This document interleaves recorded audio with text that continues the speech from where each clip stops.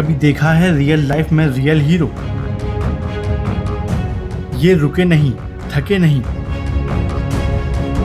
आगे बढ़ने से नहीं रोक सकी दिव्यांगता, शारीरिक अक्षमता के चलते भी नहीं मानी हार।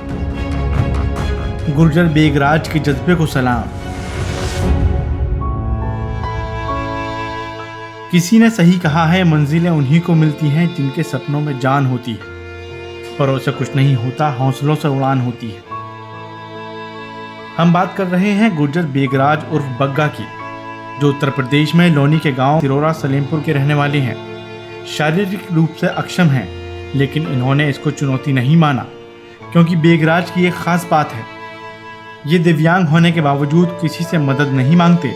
और इसका जीता जागता उदाहरण ये है कि भूपखेड़ी गांव में बहने वाली हरनंदी नदी यानी हिंडन नदी को वो बिना किसी की मदद के पार कर जाते हैं। नदी के दोनों छोर पर एक रस्सी बंधी है, जिसके सहारे बेगराज भूपखेड़ी से सिरोरा सलेमपुर गांव चले जाते हैं।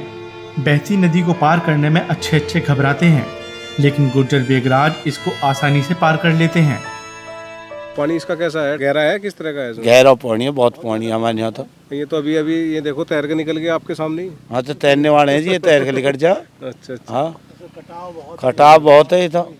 हाँ ये काटते हैं गाँव की जड़ में आली नहीं, पहले बहुत दूर हुई। गुर्जर बेगराज असल जिंदगी के हीरो हैं, जो दिव्यांग होने के बाद भी थके नहीं, हारे नहीं। दरअसल भूपखेड़ी गांव से होकर हिंडन नदी बहती है, जो 12 से 13 गांव को जोड़ती है।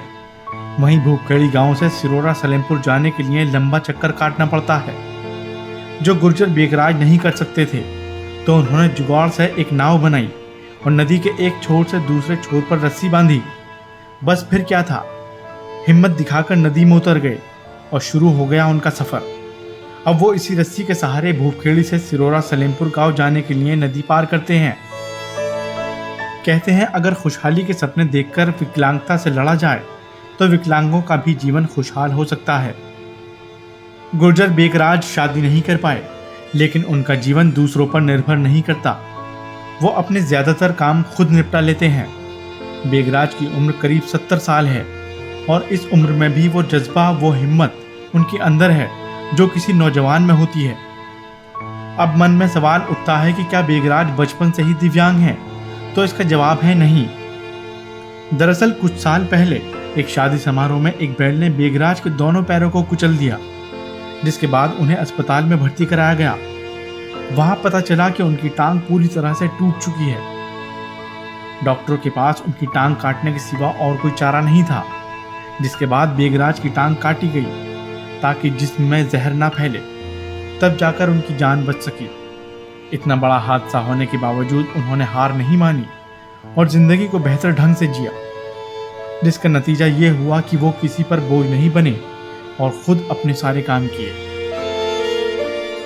बेगराज के परिवार में 4 भाई थे। एक भाई की मौत के बाद अब वो 3 भाई बचे हैं, जिनमें से एक भाई सब इंस्पेक्टर से रिटायर हुए हैं। बेगराज उन्हीं के साथ रहते हैं, लेकिन किसी को ये एहसास नहीं होने देते कि दिव्यांग होने से वो बेबस हैं। ऐसे में गुर्जर बेगराज उन लोगों के लिए एक मिसाल हैं, जो ये सोच कर बैठ जाते हैं कि दिव्यांग होने की वजह से वो अब कुछ नहीं कर सकते। उन लोगों को बेगराज से प्रेरणा लेनी चाहिए। आगे भी हम आपको ऐसी कहानियों से रूबरू कराते रहेंगे, लेकिन उसके लिए हमें आपके सहयोग की ज़रूरत है। हमारे चैनल भारत के गुर्जर को सब्सक्राइब करें और बेल आइकन को प्रेस करें, ताकि हमारी सारी वीडियो आप तक पहुंच सके।